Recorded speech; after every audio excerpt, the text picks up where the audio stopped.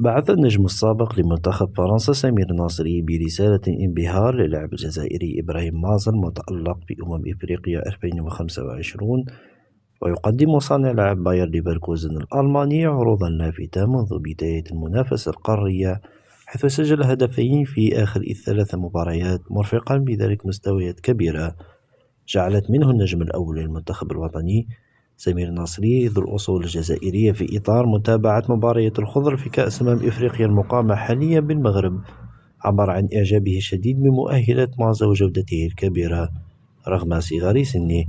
وكتب عبر حسابه الرسمي منصة إكس: إبراهيم مازا أمر جاد، إنه لاعب من الصفوة. لا يعتبر سمير ناصري الوحيد الذي أبدى إعجابه بالمستوى الكبير في الآونة الأخيرة، اعتبار أن نيجلسمان مدرب ألمانيا هو الآخر تحسر عن تضييع خدماته لصالح الجزائر، حيث قال منذ أسابيع مضت: مازا لاعب مميز، مع الأسف أن ألمانيا لم تستفيد منه، لكن قام باختياره، لا يمكن إجبار أي لاعب الالتزام مع منتخب ما.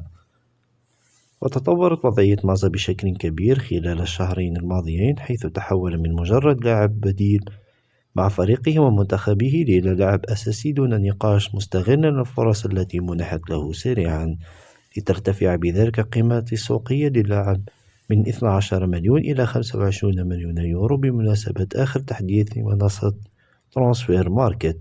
كما لا تنسوا مشاركتنا في تعليقات، نتمنى التوفيق للاعب مع المنتخب الوطني، والسلام عليكم.